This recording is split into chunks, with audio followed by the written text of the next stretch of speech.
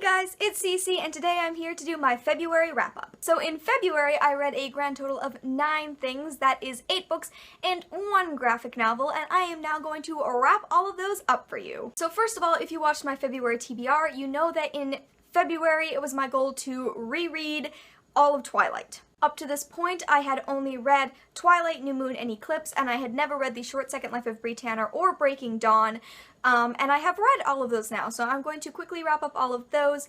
Just so you know, I did not get to Life and Death. I decided I wanted to put a little bit more time between reading the series and reading Life and Death. It was just a recommendation that came my way via Janelle, because she read Life and Death, and she said I should put a little bit more time in between reading Twilight and reading that. So I have not read that yet. I'm going to put it off until March or maybe April.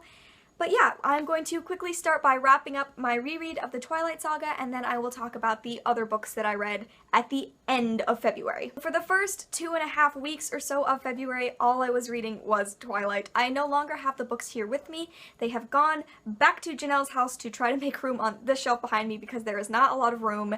So those were removed as soon as I finished them to make room for new books. But I'm going to talk about each book individually really quickly and just kind of give you my general rating.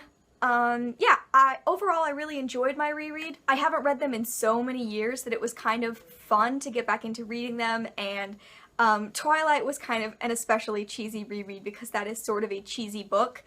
But I still really enjoyed reading the whole series, and I really enjoyed reading Bri Tanner and Breaking Dawn for the first time. While I was reading, also, we were rewatching the movies, and that was kind of fun, although also terrible. I don't love the movies. I think Breaking Dawn Parts 1 and 2 are probably the best movies of the bunch, but yeah, it was interesting to be rewatching the movies as well.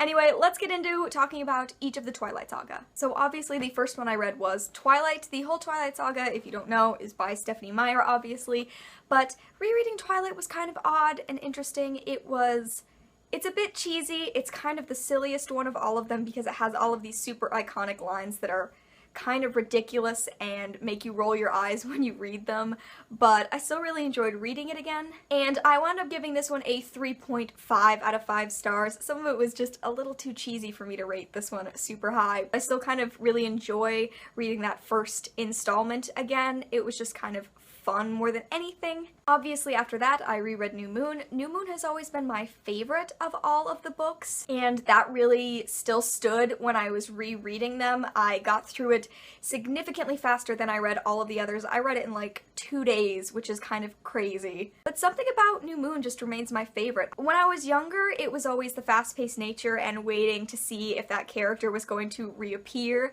And this time, I mean, I know what's going to happen. I know the plot of the book, but I was still really invested in getting through it really quickly, and it is the most fun that I had reading the entire series, and so I actually gave New Moon a 4 out of 5 stars. After that clearly follows with Eclipse. Eclipse is my least favorite of the series, and upon this reread, that also still stood. This is just the least tolerable that all of the male characters get, in my opinion. I have a very hard time getting through the first half of the book because I think Edward is terrible, and then later on I think Jacob is terrible. So it can be kind of hard to get through this one. That's my main complaint about it.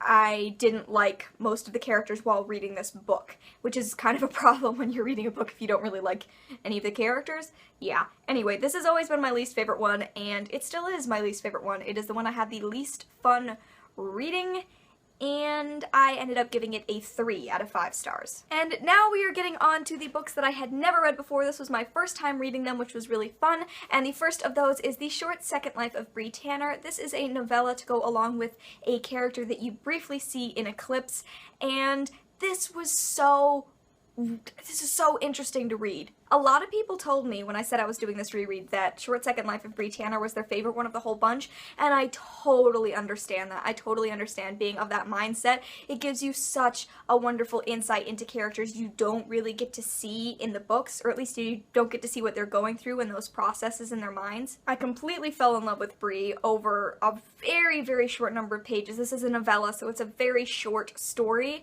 but it was just really wonderful and definitely really well written, and it wound wound up being my second favorite of the whole series overall. So yeah, I definitely gave this one 4 out of 5 stars. It was just really enjoyable to read, and it reminded me that there can be some really, really great writing that Stephenie Meyer can put out, and it's the writing that reminds me of how much I really enjoyed The Host when I read it. And finally, coming to the end of this Twilight-y wrap-up portion of the video, I read Breaking Dawn for the first time. I have already seen the movies a few times, so I mean, I know the plot of this book, but I had never read it before.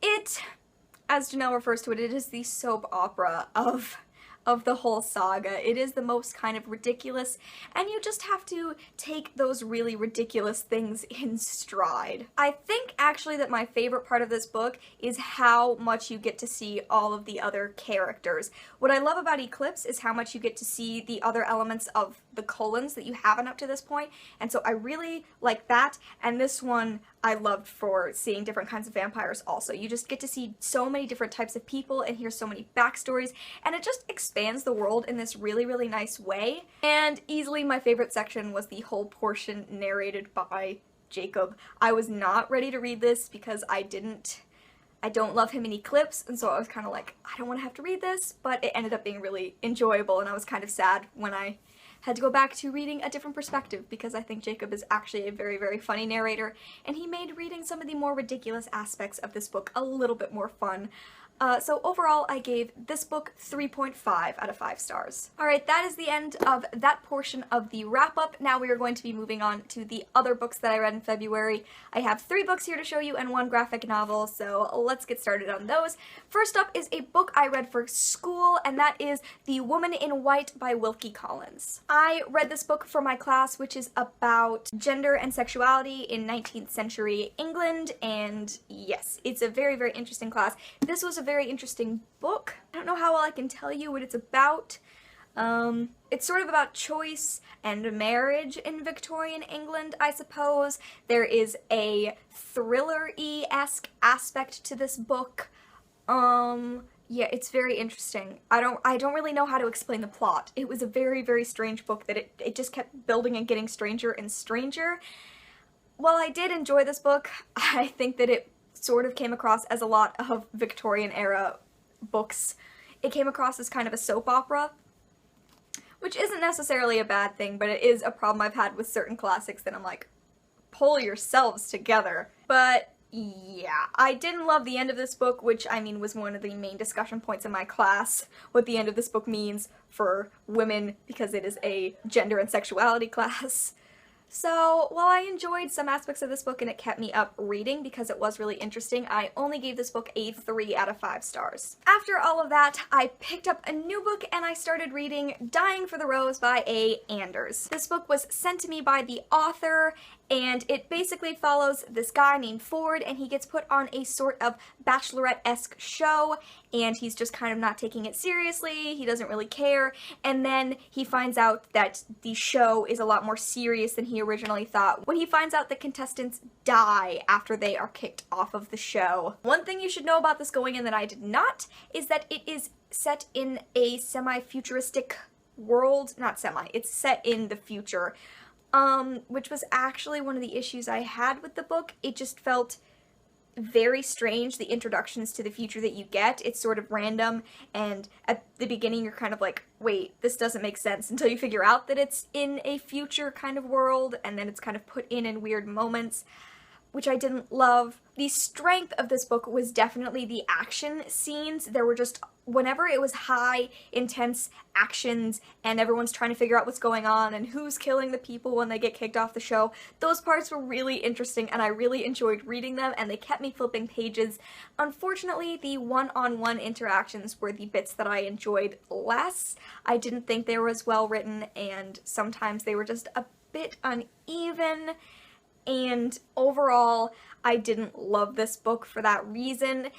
I think it could be a book that you read just sort of for fun, and if you just kind of want to throw everything else away and read it for the fun of it. That could be an enjoyable time, but I kind of couldn't put aside the fact that I didn't love how those interactions were written, and so unfortunately I had to give this book a 2.5 out of 5 stars. Next up, I read Saga Volume 2 by Vaughan and Fiona Staples. It has been months since I read the first volume, and it showed a little bit. There were things that I completely forgot happened, but this volume did a very good job of reminding me of the stuff I forgot. Basically, this takes place in a futuristic space world, and there are these two places, this planet and the planet's moon, and the people who live on this planet and this moon are at war, but it follows a person from the planet and from the moon who have gotten together and had a baby, which is not good, and now everyone wants to kill them. This is such a wonderful series. I heard that it maintained how fantastic that first volume was and that it only built with time,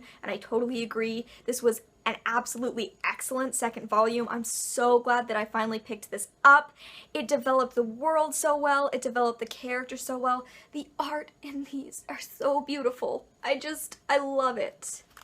I love all of the character designs and all the different creatures. It's just really wonderful, and this was a very emotional one, but I really loved it.